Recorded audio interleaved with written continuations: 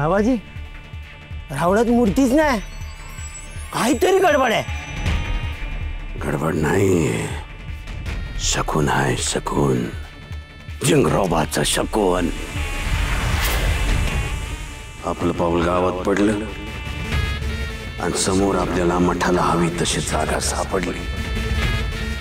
आता ही जागा मिळवायची, कायदे करून मिळवायची. समोर दिसतो ना चौथरा, मूर्ती नाही त्याच्यावर, पण आता यो नागोजी बाबा स्थापन होणार त्याच्यावर. बघतो. जय जिंगरोबा.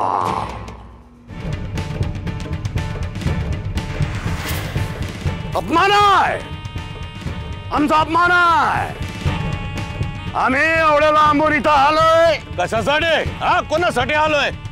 पण ज्यांच्यासाठी आलो त्यांचा एक माणूस स्वागतासाठी इथं नाही.